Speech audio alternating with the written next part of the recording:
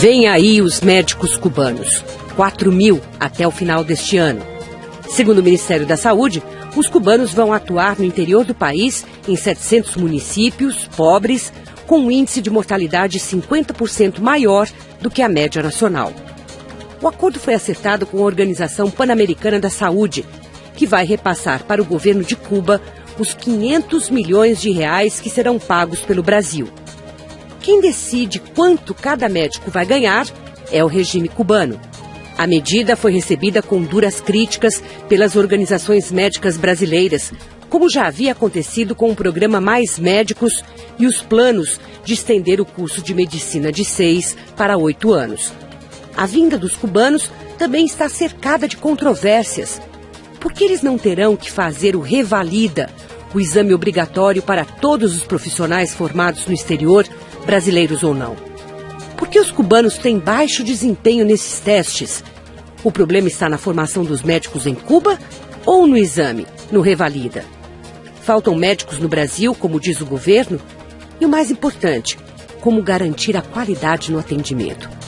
O ministro Alexandre Padilha diz que não há razão para se preocupar. Abre aspas. Nenhum médico despreparado entrará no programa. Fecha aspas. Para falar do programa Mais Médicos e da decisão do governo federal de contratar 4.000 profissionais cubanos, recebemos Humberto Costa, senador do PT de Pernambuco, ex-ministro da Saúde no governo do presidente Lula, e Emanuel Fortes, médico psiquiatra, vice-presidente do Conselho Federal de Medicina. Sejam muito bem-vindos. Eu gostaria de dividir aqui o nosso tempo em 2 temas, basicamente. Um, com respeito à formação dos médicos e toda a controvérsia que há no Brasil em relação a isso, e a questão do regime de trabalho deles no Brasil. Então, eu começo pela questão da formação. Por que há tanta dúvida sobre se os profissionais de Cuba estão preparados à altura da nossa necessidade ou não?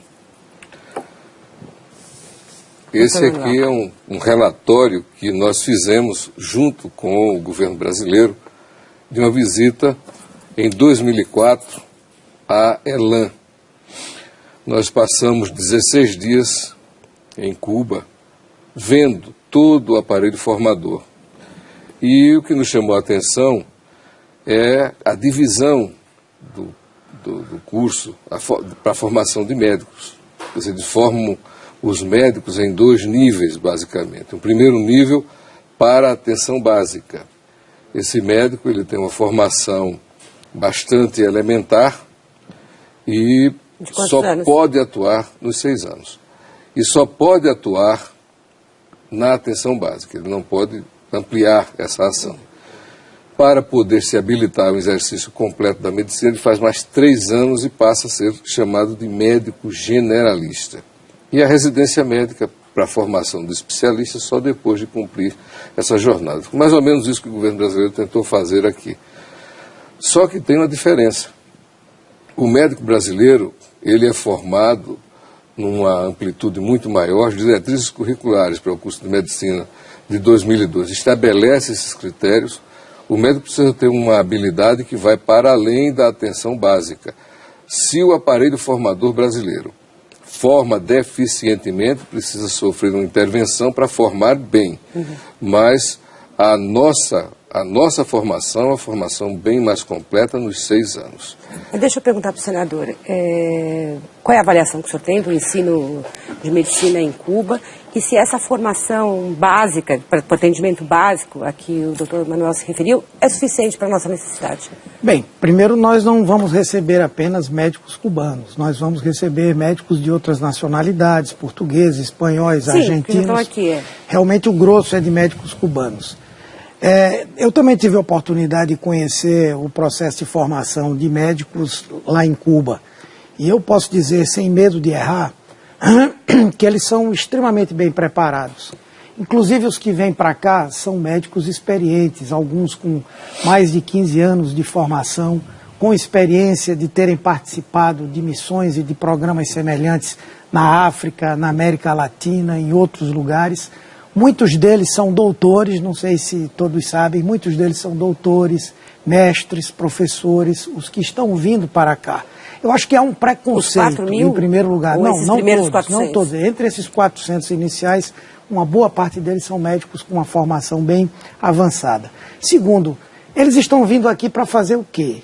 Eles não vão fazer cirurgia, não vão fazer neurologia, não vão trabalhar como psiquiatras, eles vão trabalhar no atendimento básico. O que é o atendimento básico? Fazer consulta, acompanhar o pré-natal, acompanhar a vacinação, peso das crianças, acompanhamento de diabéticos, de hipertensos. Enfim, isso eles fazem com uma qualidade enorme. Até pelo fato de que Cuba é um país que tem um dos sistemas de saúde mais avançados do mundo. Nós não podemos ter preconceito ideológico. Por exemplo, mortalidade infantil, mortalidade materna, índice de doenças infecto-contagiosas, tudo isso em Cuba existe uma situação melhor. Porém, e por último, eu digo, só uma coisa que eu queria dizer, que é o seguinte, esse programa, ele recebe a intermediação da OPAS. A OPAS intermedia esse acordo Brasil e Cuba. E a OPAS é o braço da Organização Mundial de Saúde para as Américas, Organização Mundial essa que é o braço da ONU para a área da saúde. Então, eu não vejo como se faça um questionamento em relação a isso.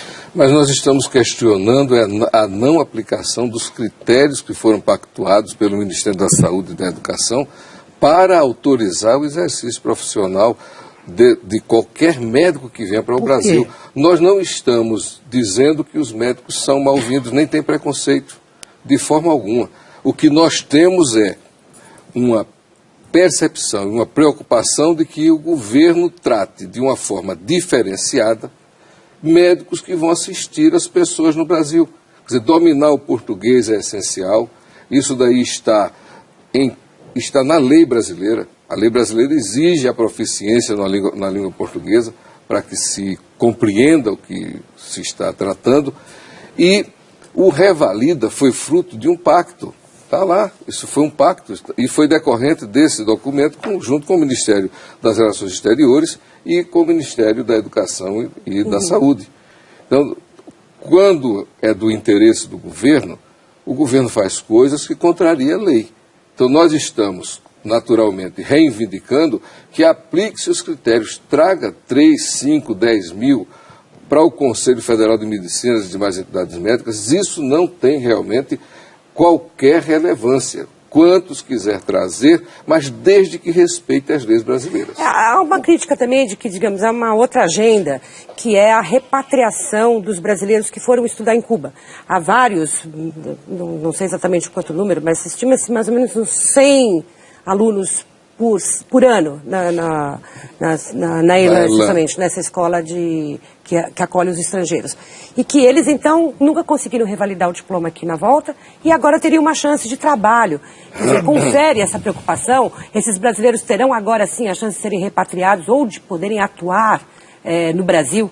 Veja, a primeira coisa, por que o governo não está aplicando o Revalida? A revalidação do diploma dá ao profissional o direito de ele trabalhar aonde ele quiser no território nacional. Esse programa é dirigido nessa parte, digamos, emergencial, que é a vinda de médicos estrangeiros, para lugares onde não há acesso fácil às periferias das grandes cidades. Então esse profissional ele vai trabalhar circunscrito àquela área que foi definida para ele não pode trabalhar em outro lugar. Esse programa já vem sendo trabalhado há 1 ano e meio. Boa parte desses cubanos já trabalharam em países de língua portuguesa, não tem dificuldade com a língua. E ao longo desse 1 ano e meio eles vêm tendo conhecimento sobre o sistema de saúde no Brasil, doenças que existem aqui e não existem lá. E, mas como eles iam sendo também preparados? Esse acordo já estava esboçado? Ele vem sendo negociado há uma série de tempo, há um certo tempo pela Organização Pan-Americana de Saúde. Algo que surgiu agora nessa discussão, a partir do momento em que o governo anunciou a sua intenção, era, digamos, essa característica de Cuba, de que é uma grande, uma formadora intensiva de médicos e acaba sendo isso uma fonte de receita para o país. Ele faz dinheiro com esses intercâmbios e ele precisa desse dinheiro. Isso também tem um peso no acordo? Olha, eu não vejo assim, eu não vejo assim, até porque a OPAS, ela intermedia esses acordos com vários países. O Brasil é mais um que está fazendo isso. E eu estava exatamente aqui afirmando a importância de que eles virão com essas habilitações para trabalharem aqui no Brasil. Isso foi objeto de muita discussão. Agora, a decisão final foi tomada agora mais recentemente. O Brasil não repassa o recurso para Cuba. Ele também não decide como Cuba vai aplicar esse dinheiro. Da mesma forma como o nosso programa Brasil Sem Fronteiras manda estudantes para outros países e os países que os recebem, seja para a formação... Mas o esquema de bolsa é um clássico mundial. Dizendo, é o próprio país que define. Pois mas a questão agora está ficando cada vez mais clara. O governo brasileiro tomou uma atitude, e essa que está se esboçando agora, mas ele já vinha trabalhando essa possibilidade há muito tempo. Quer dizer, fazendo esse trabalho com os médicos, com o governo cubano. Isso tem um interesse comercial. Todo mundo sabe que... Eu acho que isso é uma colocação absolutamente sem fundamento. Para Cuba tem. Pelo amor de Deus. Se o dinheiro vai entrar para o cofre de Cuba, 250 milhões de dólares por ano, e ele vai pagar o quê? 25 milhões aos médicos, vai ficar com 225 milhões. É muito interessante para Cuba. Esse é o negócio que fez com a Venezuela. Fez com a Bolívia, está aqui, olha. Isso aqui são os termos que o governo cubano trata com a Bolívia. E essa história de circunscrever o médico a um determinado ambiente e não faz o revalida por isso, isso é uma falácia. Isso é uma coisa que faz com que a gente pense que nós estamos fazendo com que a Lei Áurea seja revogada. Mas por quê? Você acha que ele vai poder se deslocar? O governo está dizendo que ele vai ter que ficar naquele lugar. Vai ficar exatamente naquele lugar. E ele revalidando, fazendo um contrato, ele ficaria do mesmo jeito. Não. Ficaria sim. Não, como? Que lei permitiria isso? O contrato de trabalho. Ele fazendo um contrato de trabalho, ele teria que cumprir. Aqui não, aqui é uma brigada que tem um chefe que comanda, a pessoa não pode circular, não vai, está escrito aqui. Não pode confraternizar com a comunidade, não pode sequer fazer uso de... Eu acho que esse acordo, eu não sei, eu não conheço. Os brasileiros já estão eu não acredito que o Brasil assinaria isso, e quem está fazendo o acordo é a OPAS, então eu não conheço esses termos. Não sei se o doutor Emanuel conhece, eu creio que ele não conhece também. Não, eu estou falando do que aconteceu na Bolívia com Evo Morales, que é, mas eu acho que o importante é discutir uma cópia lá da Venezuela. Eu acho que o que é importante discutir, fundamentalmente, é qual é o efeito de esses profissionais cubanos, portugueses, espanhóis virem aqui para passar 3 anos. Primeiro é bom dizer que esse programa Mais Médicos, ele não trata somente da vinda de profissionais estrangeiros, isso é uma medida emergencial. Ele tem uma proposta de longo prazo, que é o quê? Mudar a formação do médico no Brasil. Como é hoje? Hoje eu quero abrir uma faculdade de medicina, eu escolho o município que eu vou abrir, entro com um pedido no MEC, atendo algumas exigências e depois serei aprovado ou não. A partir de agora, o MEC vai dizer, eu preciso de uma faculdade de medicina em Garanhuns. Assim, também pela... Garanhuns vai atender isso. Mas e aí surge a proposta. Então, veja, precisa formar. Então, a primeira coisa é essa.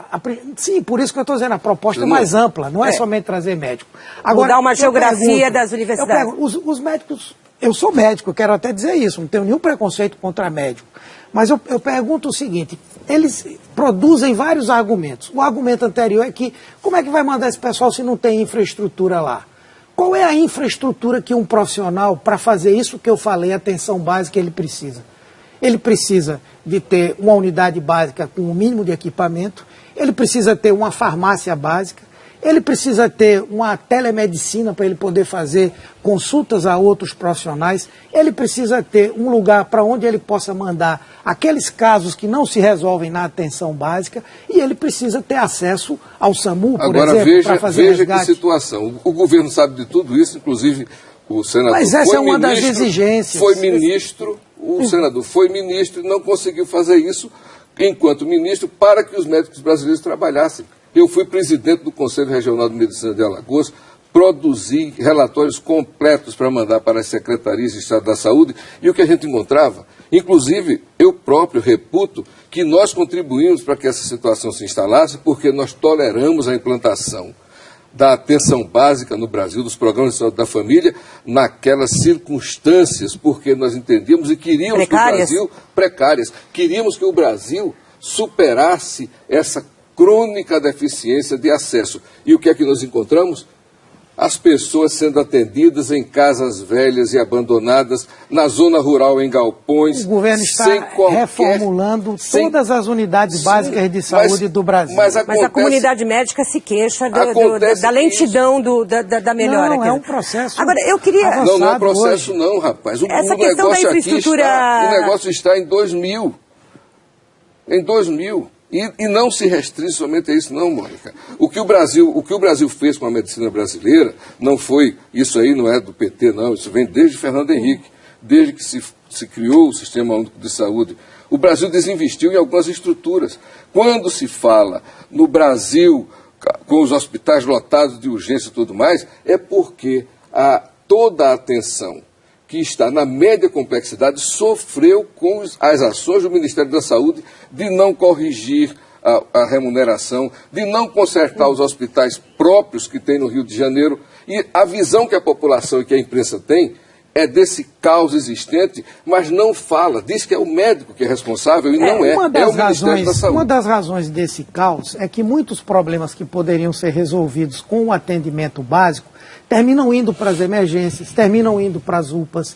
O que é que o atendimento básico faz? Ele diagnostica um hipertenso ou um diabético, ele vai começar a tratar aquele cidadão e acompanhá-lo. Isso é perfeitamente possível fazer sem... Quando ele Agora, quando ele não é atendido, o diabético vai ter uma crise que vai precisar ir para a emergência, o hipertenso, e aí... E o leito hospitalar? E aí esperemos que haja essa rede. Eu acho que sobre a infraestrutura médica no Brasil, a gente teria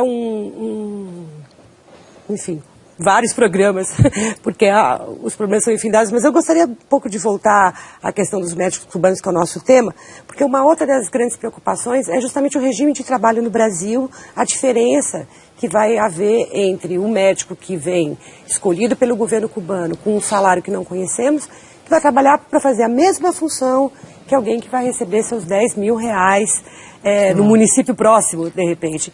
Como é que isso é legal, constitucional?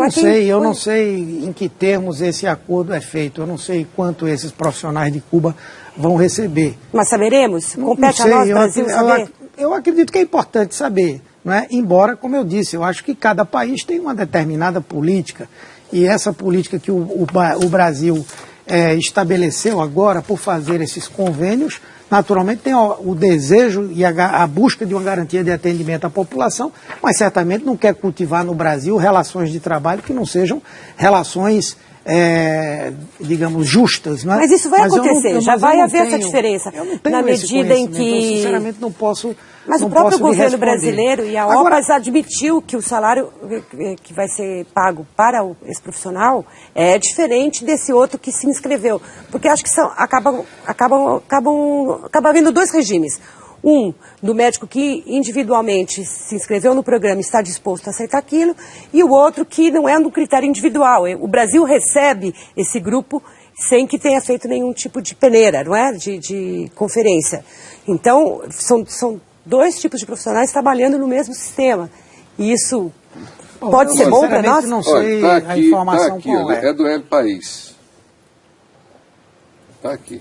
Isso é uma matéria que foi publicada no El País, lá da Espanha. E mostra aqui que o que se repassa para os médicos situa-se entre 250 e 300 dólares, alguns 75 dólares, e dá um agrado à família, de repente, quando o médico demora mais nos países para onde vão. O resto do dinheiro vai para o governo cubano mesmo. E tem mais. Aqui tem uma ação que está sendo tentada lá em Miami por um grupo de médicos que está dizendo que foi explorado, que trabalhou em condições análogas ao do trabalho escravo. Aliás, o médico brasileiro trabalha em condições análogas ao do trabalho escravo há muito tempo. Isso não é verdade. É sim, não tem carteira assinada, não tem carteira assinada, não tem carteira assinada. Deixa o senador falar agora. Sim, o senador não está deixando eu explicar por quê. O médico hoje tem 5 formas de relação... Deixa ele falar, deixa o senador falar, porque já estamos com o tempo voando. Tá, os médicos brasileiros, por que não vão ocupar essas vagas? O governo abriu agora, foram 1000 e poucos. Por quê? Não é porque sejam maus, É porque hoje nós temos um mercado de trabalho para médico extremamente aquecido. Eu me formei em 1980, em 1983, 84, houve uma redução pela metade do número de médicos formados em escolas públicas no Brasil. A população cresceu e o número de médicos não cresceu proporcionalmente. À minha época, se fazia residência médica para receber uma bolsa para sobreviver. Você tinha que dar um plantão, você tinha que dar aula, você tinha que ter um consultório, você fazia residência. Hoje em dia, um jovem que sai da faculdade, no outro dia ele tem uma proposta de R$12 mil para poder trabalhar como médico. E eles sabem que isso é verdade. Não é? Então, hoje há uma situação de um mercado de trabalho aquecido e a obrigação do governo, a obrigação dos médicos é defender seus interesses, mas do governo, dos gestores de saúde, é garantir que aquela população que lá embaixo não tem nenhum tipo de atendimento, ela possa ter um atendimento. E essa fica a minha pergunta aqui antes do intervalo, que é para os senhores, que eu espero que o senhor responda daqui a pouquinho. As 700 municípios ficaram sem inscrição no programa Mais Médicos, não houve interesse. Em tese, são esses médicos de Cuba que vão preencher essas vagas. Qual é a proposta dos médicos para essas localidades em que não há, ninguém quer ir para lá? Mas daqui a pouquinho, depois do intervalo. Em que pese toda a controvérsia a respeito da vinda de 4 mil médicos cubanos, eu pergunto aqui ao representante do Conselho Federal de Medicina, o que fazer com essas localidades? Afinal, há 700 municípios para os quais não houve nenhuma inscrição no programa Mais Médicos. O que fazer para preencher essas vagas? A carreira de Estado de médico. Essa é a proposta que nós estamos fazendo, o Congresso está discutindo, mas o Congresso não dá a velocidade necessária para que isso saia do papel.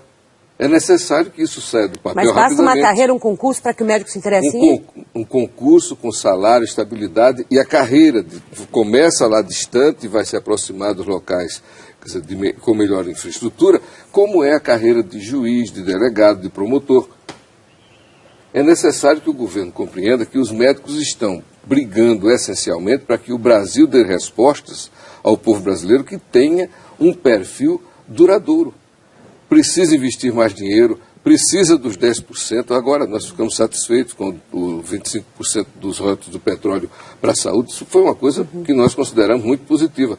Agora, é necessário que o Brasil dote dessa infraestrutura e coloque os médicos brasileiros no plano de carreira para que eles deem as respostas que o povo está precisando, necessitando. Veja, o que eu entendo concretamente é que a solução para esse problema passa, em primeiro lugar, por nós termos mais médicos. Isso aí é um dado que nenhuma entidade médica pode negar, a carência de profissionais que nós temos hoje no nosso país. Fica um discurso, não, está mal distribuído. Não, não é verdade. Faltam profissionais, faltam médicos. Por exemplo, o Saúde da Família, ele consegue ampliar suas equipes, não falta enfermeiro, não falta dentista, não faltam outros profissionais. Mas o médico, que é o centro do funcionamento da equipe, não existe. E não existe, como eu disse mais uma vez, não é porque os médicos querem viver simplesmente confortavelmente. É a oferta e a procura. Mas esse médico é o mercado de trabalho. Tem 400 mil médicos no Brasil. É o mercado de trabalho. Tem 400 mil médicos. Ninguém testou essa possibilidade de um plano de carreira e salário para ver se o médico vai. Mas nós estamos discutindo lá no Senado, não é verdade? Nós estamos vendo, que vamos discutir muito. Não, e vamos discutir rapidamente. Agora, eu espero, nós temos que ver qual é a melhor maneira de fazer. Por exemplo, o governo federal, ou o estadual, ou o municipal, sozinho individualmente, não podem contratar os médicos para fazerem uma carreira assim. Por quê? Lei de responsabilidade fiscal. Então nós precisamos construir um mecanismo interfederativo que esse peso da folha de pagamento recaia igualmente por todos. Então, que é um problema recorrente dos professores, que também se queixam de falta de carreira, mas enfim, poderíamos começar aqui outra veia de discussão. Eu agradeço ao doutor Emanuel, senador Humberto, pela vinda aqui de Brasília até o Entre Aspas, e obrigada a você também que nos acompanhou até aqui. A gente volta terça-feira. Até lá.